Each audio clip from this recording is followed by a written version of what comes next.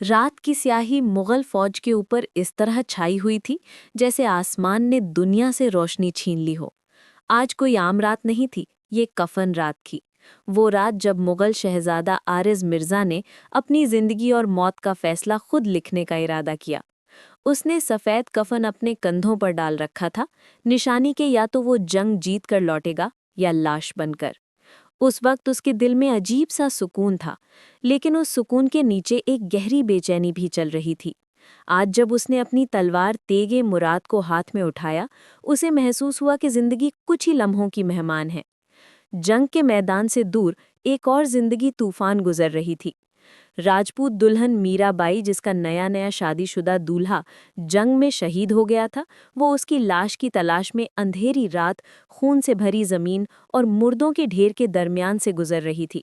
उसे नहीं पता था कि आज उसकी मुलाकात उस शख्स से होने वाली है जिसको उसका दुश्मन समझा जाता है, मगर जिससे तकदीर ने उसकी जिंदगी का सबसे गहरा रिश्ता जोड़ चुकी है। और जब कफन पहने मुगल शहजादा उस राजपूत दुल्हन के सामने आया, तो रात ने एक नई कहानी जन्म दी। जंग, खून, दुश्मनी और मोहब्बत की वो चिंगारी जो मौत के साए में भी बुझ नहीं सकी। कफन पहने शहजादा। कूचाए शाही का दरवाज़ा खुला। फिजा में तंड और बारूद की बूम मिक्स होकर अजीब सा सख्त माहौल बना रही थी। शहजादा आरिज मिर्जा अपनी फौज के सामने खड़ा था, सीना ताना हुआ, मगर आंखों में वही पुरानी उदासी। ऐसी उदासी जो सिर्फ उन्हें होती है जो जिंदगी से कुछ उम्मीद न रखते हों। आरिज बचपन से ही जंग का सिपाही बना दिया गया था।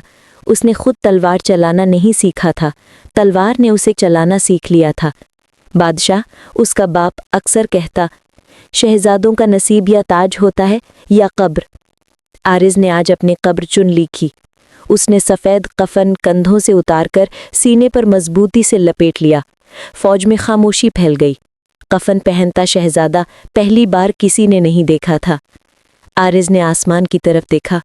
खुदा, अगर मैं आज लौट आऊं तो मुझे नई रूह दे देना, और अगर न लौटूं तो मुझे आज़ाद कर देना। और वो अपनी फौज के साथ रात की सियाही में घुल गया। राजपूत दुल्हन मीराबाई। दूसरी तरफ राजपूताना की हवा बहुत गर्म थी। किले के अंदर दर्द की चीखें गूंज रही थीं। मीराबाई अभी कुछ ही घंटों की दुल्हन, 15 घंटों पहले खूबसूरत लाल लहंगा पहने, मांग में सिंदूर लगाए, अपने सपनों का घर बनाते हुए मुस्कुराई थी। अब वही लाल रंग लहू में बदल गया था। उसका दुल्हा रतन सिंह मुगलों के पहले हमले में शहीद हो गया। उसका जिस्म फौज के साथ मैदाने जंग में रह गया था। रात होने से पहले उसका जिस्म वापस लाना था, वरना जंग में गिरे हुए लाशें सुबह तक पहचान से बाहर हो जाती थीं। मीरा ने अपने सारे गहने, सारे रंग उतार दिए। अब सिर्फ एक सफ़ेद दुपट्टा और आंखों में आंसू थे। शहजादियों जैसे पाल पोस कर बड़ी हुई मीरा आज अपने पैरों से चलकर उस जमीन पर जा रही थी जहां मौत दस्तक देती रहती है। उसके पास कोई तलवार नहीं थी, सिर्फ एक छोटा सा दिया जो हवा से बार बार बुझ रहा था। उसने अंधेरे का सामना करते हुए कहा, रतन, मैं आ रही हूं, तुम्हें अकेला नहीं छोड़ूंगी। जब पहली नजर हुई, आरिज मिर्जा अपने दस्ता के साथ जंग के मुहाजे पर पहुंच रहा था जब उसे एक हल्की सी रोशनी दूर से नजर आई। इस वक्त जंग के बीच कौन हो सकता है? फौज ने रोकने की कोशिश की, लेकिन आरिज ने हाथ उठाकर सब कुछ चुप कर दिया। वो रोशनी धीरे धीरे करीब आई और फिर एक सूरत सामने उभरी। सफ़ेद दुपट्टा, आंसुओं से भीगी आंखें और हाथ में छोटा दिया। आरिज ने पहली बार मीरा को देखा। उसने तलवार नीचे कर ली। मीरा ने पहली बार आरिज को देखा। उसका दिल तेजी से धड़कने लगा। ये तो मुगल शहजादा था। पूरा जिस्म कदम तले लरस गया, लेकिन ना उसने भागा न चीखी, बस धीरे से बोली, मुझे अपने पति की लाश ढूंढनी है, मुझे रास्ता दे दे। आरिज एक लम्हे के लिए जम गया। उससे पहले किसी ने उससे इस तरह बात नहीं की थी। बेदरी, बेलोग, बेदर।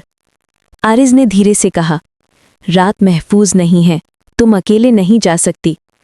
मीरा की आंखें भर आईं। मौत से डर नहीं लगता, पर उसकी अकेलेपन से लगता है। आरिस कुछ बोल न सका। जंग का मैदान, लहू और खामोशी। जंग का मैदान सुबह के इंतजार में सोया नहीं करता। लाशों की बू, बारूद की महक, चीखों की गूंज, हर चीज हवा में अभी तक ठहरी हुई थी। आरिज ने अपनी फौज को पीछे रोक दिया। मैं अकेला जाऊंगा। फौज ने हैरानी से देखा। शहजादा अकेला जंग के मैदान में? मगर आरिज किसी की सुना कब करता था। वो मीरा के साथ चल दिया।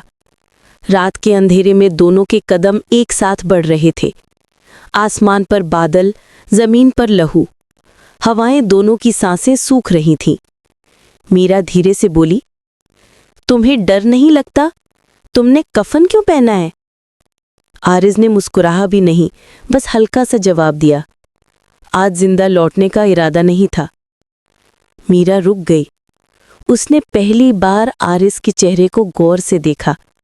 आंखें थकी हुई, सीना जख्मों से भरा हुआ और कफन पर माटी जड़ी हुई। उसने फुसका सा कहा, तुम मरना चाहते हो और मैं जिस्म ढूंढ रही हूं। कैसी अजीब रात है। आरिज ने महसूस किया, ये लड़की मुख्तलिफ है, कोई रूह जो दर्द से बनी है। दूल्हे की लाश और सच्चाई। दोनों लाशों के ढेर के पास जाकर रुक गए। मीरा ने घबराकर अपने दुपट्टे को सख्त पकड़ लिया। अगर मैं पहचान न सकी तो? आरिज ने हल्का सा झुककर कहा, मैं मदद करूंगा। मीरा ने आंसू पोंछे। एक लम्हा गुजरा और फिर आरिज के हाथ एक जिस्म पर रुक गए। उसने चुप होकर मीरा की तरफ देखा। ये रतन सिंह हो सकता है। मीरा ने झुककर जिस्म को पलटना चाहा, लेकिन हाथ लरस गए। आप पलट दे। आरिज ने आहिस्ता से जिस्म को पलटा और मीरा चीख कर पीछे गिर गई। वो रतन सिंह नहीं था। मीरा जमीन पर गिरकर रोना शुरू कर देती है। मैं उसे मरकर भी अकेला नहीं छोड़ सकती। आरिज उसके पास बैठा। तलाश जारी रखते हैं जब तक मिल न जाए। मीरा ने आंसू पोंछे। उसने पहली बार कहा, शुक्रिया। रतन सिंह की हकीकत प्रांचीन। 2 घंटे गुजर गए, लेकिन रतन सिंह की लाश कहीं नहीं मिली। मीरा की सांसें तेज होने लगी। अगर लाश नहीं मिल रही तो हो सकता है वो। आरिस ने उसकी बात काट दी। हो सकता है जिंदा हो। मीरा की आंखें चमक उठी। सच? आपको लगता है? आरिस ने घूर कर कहा, कई जख्मियों को कैद करके इलाज के लिए ले जाया गया है। उनमें तुम्हारे दुल्हे का होना मुमकिन है। मीरा का जिस्म लरस गया। फिर चलो चलो अभी। आरिस ने उसे रोक कर कहा, मैं तुम्हें वहां नहीं ले जा सकता। कैदियों का कैंप मुगल फौज की हिफाजत में है। मीरा का चेहरा फीका हो गया, लेकिन फिर आरिस ने एक ऐसी बात कही जो उसकी जिंदगी का पहला मोड़ थी। अगर तुम चाहो, मैं उनमें तुम्हारे दुल्हे को ढूंढकर ला सकता हूँ। मीरा चुप हो गई। उसके दिल को ये बात छू गई। एक दुश्मन शहजादा उसके लिए अपनी ही फौज को खतरा में डाले। तुम क्यों मदद करोगे मेरी? आरिस ने जमीन की तरफ देखा। कफन पहना था, मरने जा रहा था, लेकिन तुम्हारी आंखों ने मुझे पहली बार जीने की वजह दी। मीरा सन्न हो गई। शहजादा झूठ नहीं बोलता। आरिस ने वादा किया कि वो सुबह से पहले कैद कले में जाएगा और रतन सिंह को ढूंढ कर लाएगा। मीरा ने हिचकिचाते हुए उसकी तरफ देखा। तुम वादा करता हो? आरिस ने अपनी तलवार उसके सामने रखी। शहजादा आरिस मिर्जा तलवार की कसम खाता है। झूठ बोलना उसकी शहजादियत को बड़ा दाग है। मीरा ने आंखों में आंसू लेकर कहा, अगर वो जिंदा हुआ तो मैं तुम्हारी जिंदगी की कर्जदार रहूंगी। आरिस ने हल्का सा मुस्कुराकर कहा, बस दुआ करना। और वो रात के अंधेरे में चल दिया। मीरा ने उसकी पीठ देखते हुए सोचा, ये कैसे दुश्मन है जो अपनी जान की परवाह किए बगैर मेरे प्यार को ढूंढने जा रहा है। उसके दिल में अजीब सा हल्का हल्का नूर भरने लगा। दुश्मनी से ऊपर रिश्ता। 2 दिन गुजरे। मीरा किले से निकलने लगी। आरिस उसे दूर से देख रहा था। जंग अभी भी जारी थी, मगर उस रात के बाद आरिस के अंदर जंग का जज्बा मर चुका था। उसने फौज के साथ लड़ना छोड़ दिया। उसने मीरा को दूर दूर से महफूज रखना अपना फर्ज समझ लिया। एक रात मीरा उसके पास आई। रोज मुझे बचाने आते हो? आरिज ने सर झुकाया। क्यों? उसने इतनी धीमे से जवाब दिया कि मीरा का दिल हिला। क्योंकि तुम्हारी आंखों ने मुझे जीने का मतलब दिया। मीरा ने आंखें झुका ली। उसने कहा, पर मैं तो किसी और की बीवी हूं। आरिज ने हल्का सा कहा, प्यार हमेशा हासिल नहीं होता, कभी कभी सिर्फ महसूस किया जाता है। मीरा के दिल में गहरी इज्जत ने जन्म लिया। जब किस्मत का फैसला हुआ। एक सुबह राजपूत फौज ने मुगल फौज पर शिद्दत से हमला कर दिया। आरक को मजबूरन तलवार उठानी पड़ी। मीरा उसे रोकती रह गई। मत जाओ, आज मत जाओ। तुम कफन वाली रात से बच गए थे, फिर क्यों मौत ढूंढ रहे हो? आरिज उसके पास आया, उसके हाथ अपने हाथों में लिए। मीरा, तुम्हारी किस्मत मेरा हिस्सा नहीं। मेरा रास्ता तलवार से शुरू हुआ था और तलवार पर ही खत्म होगा। मीरा रोया। फिर मैं अकेली रह जाऊंगी। आरिज ने उसके आंसू पोंछ दिए।